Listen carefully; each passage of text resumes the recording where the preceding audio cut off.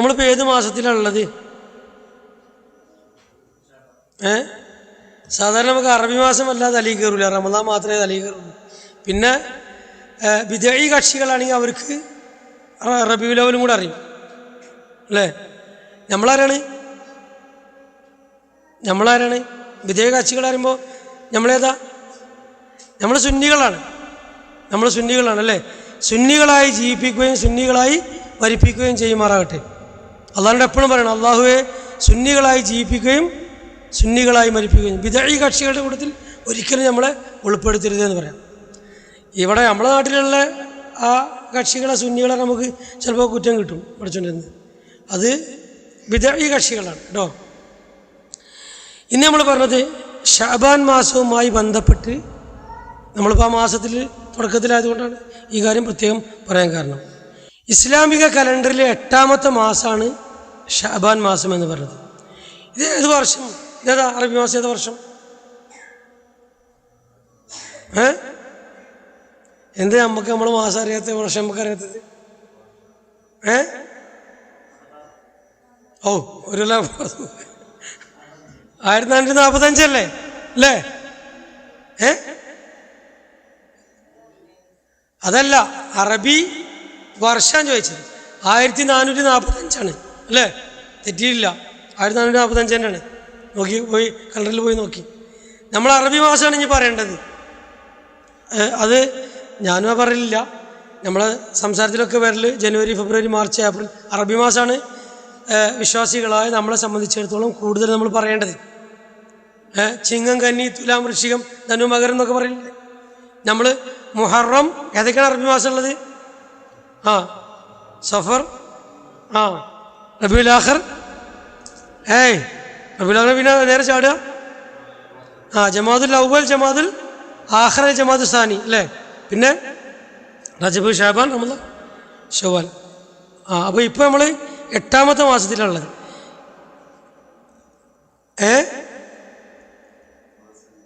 മാസം അറിയാത്ത ആൾക്കാരുണ്ടെങ്കിൽ പഠിക്കണം കേട്ടോ.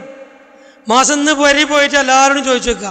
നമ്മളെ പെരയിലുള്ള എല്ലാവരും ചോദിക്കുക, ആ മാസം 12 മാസം ഒന്ന് കാണാതെ പറയാം കേട്ടോ. എന്നിട്ട് ഇനി നമ്മൾ നോക്കേണ്ടത് ഇന്ന് ശഅബാൻ 1, ശഅബാൻ 2, അങ്ങനെ എല്ലാ ദിവസവും നമുക്ക് ശ്രദ്ധിക്കാൻ വേണ്ടി ശ്രമിക്കുക. ചിലപ്പോൾ അങ്ങോട്ടും ഇങ്ങോട്ടൊക്കെ മാറ്റം വരും ചെറുതായിട്ട്.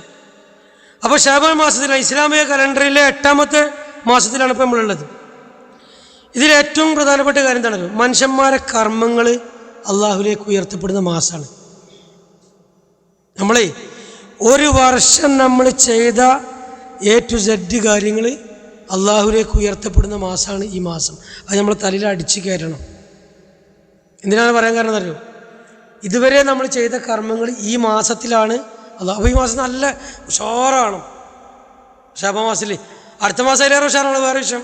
പക്ഷേ ഈ മാസം നമ്മൾ ഇപ്പോൾ കഴിഞ്ഞ മാസം വരെയുള്ള കാര്യങ്ങളൊക്കെ നമ്മൾ ഇത് പോയി നല്ല പുതിയ മനുഷ്യനായിട്ട് ഈ ശഅബാൻ മാസം നമ്മളിങ്ങനെ ഇരിക്കണം.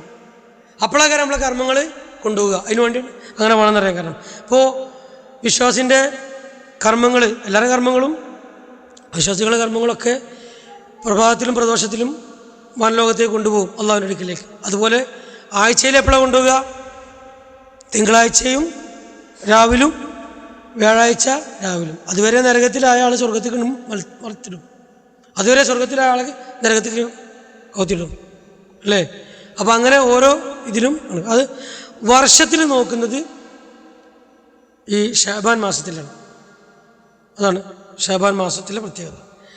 റമദാൻ കഴിഞ്ഞാൽ ഏറ്റവും കൂടുതൽ നബി സല്ലല്ലാഹു അലൈഹി വസല്ലം നോമ്പ് അനുഷ്ഠിച്ചിരുന്ന മാസമാണ്. നമ്മളെ ഉമ്മ ആയിഷ ബീവി റളിയല്ലാഹു അൻഹ പറയാം, ശഅബാൻ മാസത്തിൽ നബി നോറ്റതുപോലെ മറ്റുള്ള മാസങ്ങളൊന്നും നോറ്റത് കണ്ടിട്ടില്ല. മുറിക്കൂലേന്ന് തോന്നുമായിരുന്നു, റമദാനെ പോലെയാണെന്ന് തോന്നുമായിരുന്നു. നാം മുഴുവൻ നോൽക്കാനും പറ്റില്ല. അങ്ങനെ അത്രക്കും നബി സല്ലല്ലാഹു അലൈഹി വസല്ലം നോറ്റിരുന്നു എന്നുള്ളതാണ്. നമ്മൾ നോക്കി, ഉസാമത്ത് ബിൻ സെയ്ദ് റളിയല്ലാഹു അൻഹു അദ്ദേഹം പറയാം, നബി സല്ലല്ലാഹു അലൈഹി വസല്ലമയോട് അദ്ദേഹം ചോദിച്ചു, ശഅബാൻ മാസത്തിൽ നോമ്പ് അനുഷ്ഠിക്കുന്നത് പോലെ താങ്കളെ മറ്റേത് മാസത്തിലും ഇങ്ങനെ കണ്ടിട്ടില്ലല്ലോ എന്ന് പറഞ്ഞപ്പോൾ നബി സല്ലല്ലാഹു അലൈഹി വസല്ലം പറഞ്ഞത് എന്താണല്ലോ? ഉസാമത്ത് ബിൻ സെയ്ദ് റളിയല്ലാഹു അൻഹുവിനോട് റജബിനും റമദാനിനും ഇടക്കുള്ള മാസം, ജനങ്ങൾ അശ്രദ്ധമായി പോകുന്ന മാസം. അതുകൊണ്ടാണ് ആ മാസത്തിൽ കൂടുതൽ ശ്രദ്ധിക്കുന്നത്. മാത്രവുമല്ല തുർഫഉ ഫീഹിൽ അഅമാലു ഇലാ റബ്ബിൽ ആലമീൻ, ലോകരക്ഷിതാവായ അള്ളാഹുവിലേക്ക് കർമ്മങ്ങളെ ഉയർത്തപ്പെടുന്ന മാസമാണ്. അപ്പം ഞാൻ നോമ്പുകാരനായിരിക്കെ എൻ്റെ കർമ്മങ്ങളെ അള്ളാഹുവിലേക്ക് ഉയർത്തപ്പെടാൻ ഞാൻ ഇഷ്ടപ്പെടുന്നു. അതിനാണ് നബി സല്ലല്ലാഹു അലൈഹി വസല്ലം കൂടുതൽ നോമ്പ് പോറ്റിരുന്നത് എന്ന് ഇമാം നിസായി അവിടുത്തെ സുനനിൽ രേഖപ്പെടുത്തിയതായി കാണാൻ സാധിക്കും. അതുപോലെ തന്നെ ആളുകളുടെ അമലുകൾ എല്ലാ ദിവസത്തിലും അള്ളാഹുവിന് മുന്നിൽ പ്രദർശിപ്പിക്കും. ഞാൻ പറഞ്ഞു ആഴ്ചയിൽ വ്യാഴാഴ്ചയും, അതുകൊണ്ടാണ് നമ്മൾ വ്യാഴാഴ്ച നോമ്പ് എടുക്കുന്നത്. അതുപോലെ തന്നെ തിങ്കളാഴ്ചയും, വർഷത്തിൽ പിന്നെ ശഅബാൻ മാസത്തിലും കർമ്മങ്ങളെ അള്ളാഹുവിലേക്ക് എത്തിക്കും. എന്നാൽ ഈ മാസത്തിൽ പ്രത്യേകം ശ്രദ്ധിക്കേണ്ട ഒരു കാര്യം എന്താണല്ലോ, കഴിഞ്ഞ വർഷത്തിൽ നോമ്പ് നോറ്റ് വീട്ടാനുള്ള ആൾക്കാരുണ്ടല്ലോ, ഉണ്ടാവും. അവർക്ക് ഇതുവരെ നോമ്പ് നോറ്റ് വീട്ടാൻ കഴിഞ്ഞിട്ടുണ്ടാവില്ല ചിലപ്പോൾ, എന്തെങ്കിലും കാരണത്ത് പക്ഷേ. അപ്പോൾ ഇനി ഏറ്റവും നല്ല ചാൻസ് ഈ ഒരു ദിവസങ്ങളിൽ മാത്രമേ ഉള്ളൂ, ഈ ഒരു മാസം മാത്രമേ ഉള്ളൂ. അത് കഴിഞ്ഞാൽ പിന്നെ ചാൻസ് ഇല്ല. അവർക്ക് ചാൻസ് ഇല്ല എന്ന് പറയാൻ അവർക്കത് വീട്ടാം. പക്ഷേ ഇതിൻ്റെ ഇടയ്ക്ക് മരിച്ചാലോ? അപ്പോൾ ഈ മാസത്തിൽ തന്നെ അത് നോറ്റ് വീട്ടാൻ ശ്രദ്ധിക്കണം. അഷ്റഫുൽ ഖൽഖ് റസൂലുള്ളാഹി സ്വല്ലല്ലാഹു അലൈഹി വസല്ലമയുടെ പത്നിമാർ ആ കാര്യം പ്രത്യേകം ശ്രദ്ധിച്ചതായി ഹദീസുകളിലും നമുക്ക് കാണാൻ സാധിക്കും. നമ്മുടെ ഉമ്മ ആയിഷ റളിയല്ലാഹു അൻഹ പറഞ്ഞതായി ബുഖാരി റിപ്പോർട്ട് ചെയ്യുന്ന ഹദീസിൽ കാണാം, എനിക്ക് നോമ്പ് നോറ്റ് വീട്ടാണ്ടായിരുന്നു. ആയിഷ റളിയല്ലാഹു അൻഹ പറയാം, ആ നോമ്പ് ഞാൻ നോറ്റ് വീട്ടാറുണ്ടായിരുന്നത് ഷഅബാനിലാണ്, അപ്പോഴാണ് എനിക്ക് കഴിഞ്ഞിരുന്നത്. അതുപോലെ തന്നെ നോമ്പെടുക്കാൻ സാധിക്കാത്ത ആളുകൾ ഈ സമയത്ത് ഫിദിയ കൊടുക്കണം. എന്താ ഫിദിയ പറഞ്ഞാൽ? ഒരു മിസ്കീന് ഒരു നേരത്തെ ഭക്ഷണമാണ് കൊടുക്കേണ്ടത്. രോഗം കാരണത്താലോ മറ്റ് തുടർച്ചയായുള്ള പ്രസവം മറ്റു കാര്യങ്ങളൊക്കെ ഉണ്ടാവില്ലേ, അല്ലെങ്കിൽ നോമ്പ് പിന്നീട് നോൽക്കാൻ പ്രതീക്ഷ ഇല്ലാത്ത ആൾക്കാർ, അങ്ങനെയുള്ള ആൾക്കാർ ഫിദിയ കൊടുക്കണം. ഒരു നേരത്തെ ഒരാൾക്കുള്ള ഭക്ഷണമാണ് ഫിദിയ, അതിന് കൊടുത്താൽ മതി. 30 നോമ്പുണ്ടെങ്കിൽ 30 ദിവസത്തെ നോമ്പ് 30 ആൾക്കുള്ള ഭക്ഷണം കൊടുത്താൽ മതി. എന്നാ വീടി കേട്ടോ. പിന്നെ ഇതിനു വേണ്ടി ഈ മാസത്തിന് പറഞ്ഞത് എന്താണെന്നറിയോ? ഒരുക്കത്തിൻ്റെ മാസം എന്നാണ് പറഞ്ഞത്. എന്താ അങ്ങനെ പറയാൻ കാരണം? എന്തിനു വേണ്ടിയാണ് ഒരുങ്ങുന്നത്? റമദാന് വേണ്ടി ഒരുങ്ങുന്ന മാസം എന്നാണ്. അംർ ഇബ്നു ഖൈസ് റളിയല്ലാഹു അൻഹു പറയാം, ഷഅബാൻ ആഗതമായാൽ, ഈ അംർ ഇബ്നു ഖൈസ് മഷൂറായ സഹാബിയാണ് അല്ലേ, അദ്ദേഹം ഈ ഷഅബാൻ മാസമായ പിന്നെ കച്ചവടമൊക്കെ നിർത്തിയേക്കും. പിന്നെ ഇടപാടൊന്നുമില്ല, കച്ചവടമൊക്കെ നിർത്തിയേക്കും. പിന്നെ ഖുർആൻ പാരായണം ധാരാളമായിട്ട് ഈ മാസം അതിനായിട്ട് സമയം കണ്ടെത്തി ഒഴിഞ്ഞിരിക്കും. എന്നിട്ട് അദ്ദേഹം പറയും, റമദാനിന് മുമ്പ് തൻ്റെ മനസ്സിനെ നന്നാക്കിയവന് മംഗളം, റമദാനിന് മുമ്പ് തൻ്റെ മനസ്സിനെ നന്നാക്കിയവർക്ക് മംഗളം എന്ന് അദ്ദേഹം പറയാറുണ്ടായിരുന്നതാണ്. അപ്പോൾ റമദാനിൻ്റെ മുമ്പ് തന്നെ ഷഅബാനിൽ തന്നെ നോമ്പുള്ള, അല്ലെങ്കിൽ റമദാനിൻ്റെ ആ ആസ്വാദനം പോലെ തന്നെ ഈ മാസം തന്നെ ഒരാളെ മുഖത്തും ശരീരത്തിലും ആത്മാവിലും എല്ലാം അതിൻ്റെ പ്രകടനം ഉണ്ടായിരിക്കണം എന്നുള്ള അർത്ഥത്തിലാണ് പറഞ്ഞത്. ഇനി ഷഅബാൻ 15 എല്ലാ അടിമകൾക്കും അള്ളാഹു പാപമോചനം നൽകും. സുബ്ഹാനല്ലാഹ്.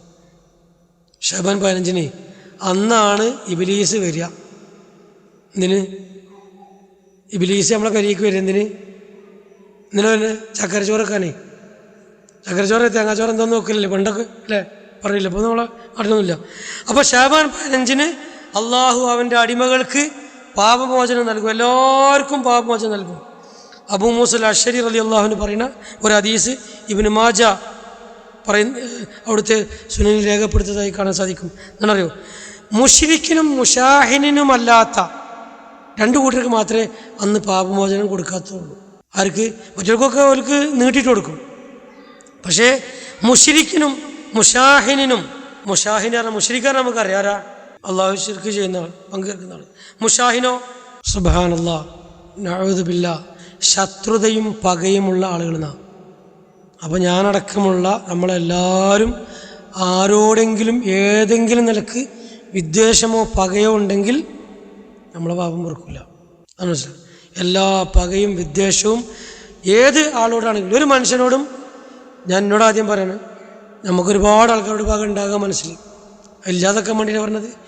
എല്ലാവരും മനസ്സിൽ നിന്ന് പകയും വിദ്വേഷവും മുഴുവൻ പോകണം. ഒരാളോടും, കുടുംബക്കാരോടോ കൂട്ടുകാരന്മാരോടോ നേതാക്കന്മാരോടോ ഇതര മതക്കാരോടോ ഇതര പ്രസ്ഥാനക്കാരോടോ ആരോടും ഒരു തരത്തിലുള്ള വിദ്വേഷം വെക്കാൻ പാടില്ല. അപ്പോൾ അതിൻ്റേതായ ശിദ്ദത്ത് ഓരോ സമയത്തും കാണിക്കേണ്ട സമയം കാണിക്കണം. ഇപ്പോൾ ഇബ്രാഹിം നബി അലൈഹി സ്വലാം പിതാവിനോട് എന്ത് സ്നേഹമായിരുന്നു, പക്ഷേ ആദർശത്തിൻ്റെ കാര്യത്തിൽ ഒരു വിട്ടുവീഴ്ചയും ചെയ്യാതെയിരുന്നു. ഇന്നാ ബുറാഉ മിൻകും എന്ന് അദ്ദേഹത്തിൻ്റെ ജനതയുടെ കാര്യത്തിൽ പറഞ്ഞില്ലേ, ആ കാര്യത്തിൽ നമ്മൾ നിങ്ങളിൽ നിന്ന് ഒഴിവാണ് എന്ന് പറഞ്ഞു അല്ലേ, അത് കണിശമായി പറഞ്ഞു. മറ്റു കാര്യങ്ങളിൽ ഒരിക്കലും നമ്മൾ അവരോടുള്ള വിദ്വേഷം മറ്റു കാര്യങ്ങളും ഒരിക്കലും മാതാപിതാക്കൾ അവിശ്വാസികളാണെങ്കിൽ അല്ലേ, മാതാപിതാക്കൾ അവിശ്വാസിയാണെങ്കിൽ ഫിദ്ദുന്യ മാറൂഫ എന്ന് പറഞ്ഞു, അവർക്ക് ഈ ദുന്യാവിൽ അവർക്ക് നല്ലത് ചെയ്തു കൊടുക്കണം, ഒരു ഇഷ്ടം തോന്നണം, അവർക്ക് സൽക്കർമ്മങ്ങൾ ചെയ്തു കൊടുക്കണം എന്നല്ലേ പറഞ്ഞത്. അപ്പോൾ ഒരു നിരക്കുള്ള വിദ്വേഷം ഇതര മതക്കാരോടും ഇതര പ്രസ്ഥാനക്കാരോടും ആരോടും നമ്മുടെ മനസ്സിലൊരു ചെറിയ ഒരു അണു അളവ് പോലും വിദ്വേഷം ഉറപ്പോ ഉണ്ടാകാൻ പാടില്ല.